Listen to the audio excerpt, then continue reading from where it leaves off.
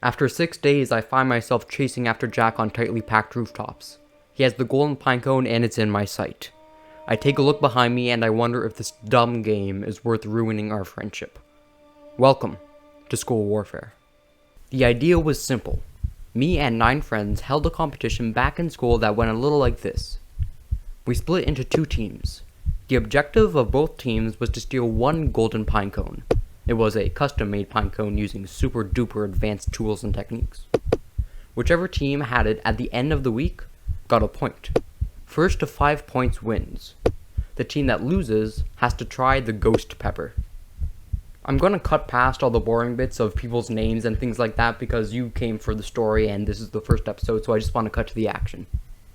We arrive at the very first week that starts in a cold December. We get someone that is not within us 10 to hide the golden pinecone, somewhere within our area, because we all generally live in the same area. During school, we only talk to the people that were on our team. We have to cut out the others from our lives completely. They are the enemy. I knew that I had to win this bet because we had another one a while ago revolving around taking over Google, and I lost that one, and I had to eat some pretty hot peppers. I will do anything to get this pinecone. The second school ends, we grab our bags, sprint to our houses, throw on our team colors, and start searching the woods for the golden pinecone. An hour passes, and I have the pinecone right in my sight, shining above all the other pinecones. It was there, around 20 meters from my face. It's an enemy. Jack, right on my tail, sprinting like a cheetah to get the pinecone. He shoves me to the side, covering me in snow. He grabs the pinecone and disappears into the forest. But no good player doesn't have a backup plan. I text my teammate, Marcus, the word fox. We discussed prior to the search that if we know that the other team gets the pinecone, to text that word to each other, and we will know that the fox is loose. Jack breaks free from the leaves of the forest, and there are my teammates, waiting for him at the exit. Collectively, he was outnumbered, obviously, so getting the pinecone was no challenge. From there, Marcus texts his parents, Voyage, which is the key word for them to pick us up in the car. My team leaves thinking that we have won. We look back on Jack, and seeing his face in absolute defeat pleased me. For 2 days, Jack's team stays silent.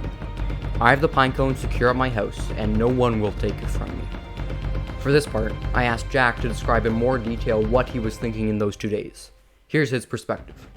Jack said that they were planning in those 2 days, which I obviously expected. Their plan revolved around manipulation and persuasion. He said that he would split his team up and send 1 person to each one of my team's house. Following along so far? And their goal was to look for and steal the pinecone from their target's house. They spent the 2 days practicing manipulation, while also not acting suspicious because most of the time, they would speak to our families and not us, because if they spoke to us, we would never tell them where the pinecone is. So on Thursday, they struck. 4 out of 5 houses were useless, and the only chance that they had to get to the pinecone was through me. A complete fool named Jaden was sent to my house. My mom greeted him for a solid 7 minutes, never told me that he was here. Now he had a head start. That's bad. The second I hear his voice, I race downstairs. By the time I come down, my mom says, "Oh, hi, honey. Your friend Jaden is here. He just asked to go to the bathroom. He should be back very, very soon." No, mother. That man is not my friend. He is the pinnacle of evil and death itself. You are probably very confused right now because how could the bathroom be of any use to someone executing a heist? Well, here's the thing. Since our house is designed very weirdly, the bathroom has 2 entrances, allowing Jaden to exit out the other one and search the house. I get to the other door, and I see that it was swung wide open and Jaden was gone. My worst nightmare had come true. When I got to where I put the golden pinecone, which was in my room, I see the spot empty. Jaden has the pinecone. As I make my way back downstairs, I see Jaden thanking my mother for the fun time that he had. And then, he makes it out the door with the prize in his pocket. I lay on my bed that night in terror. I only had 3 days to get the pinecone, and by this point it could be anywhere. I couldn't lose. I wouldn't lose. So, I pulled a night interrogation. I know that Jaden goes for walks every night after he finishes his homework. I know this information due to some very normal questions I asked before the game started. Hey Jaden, could you tell me your entire schedule of what you do exactly from the beginning of the day to the end of the day? Thanks. Anyways, I went to his house and got into the mindset of Jaden. Where would Jaden go? What would Jaden do? I traced footsteps until I had him in my sight, staring at the back of his head. I said, "Don't run away, Jaden. You have information that I desire." Jaden is the guy that only wants one thing in life, and that is happiness. Deep down, we all love Jaden. So I offered him ice cream and a promise that I would spend a whole day on playing a peaceful Minecraft world with him after all this is over, in the return of him telling me where that pinecone is. Jaden foolishly accepted, and told me that Harper would be carrying the golden pinecone to school because no one would expect that. Foolish Harper. It was Friday, the last day of school of the week. We all entered school not saying a word to each other. I saw Harper's bag, but the problem was Harper is in a different class.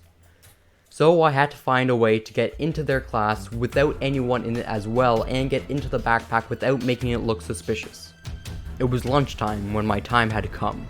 Using my kind student voice, I went into Harper's class and asked her teacher if there was anything that I could help her with. She said that there were a few things. That's good. But one thing I quickly need to mention is this is not the nicest teacher. I once saw her take away a full team soccer ball because someone got tripped. This was a tournament game played across multiple schools. So I do simple tasks in the silent classroom, but Harper's teacher is still there. She leaves the classroom about 10 minutes in, and that was the time I was waiting for. I go to the coat rack, grab the bag, and start rummaging through it. I find the pinecone, and take a minute to glorify that I have it. And then the teacher walks back in. The only thing that she sees is me stealing a pinecone from a random person's bag. So, now she has the pinecone in her drawer. My team has 1 hour until school is over. And if we don't get it back, it's gone forever.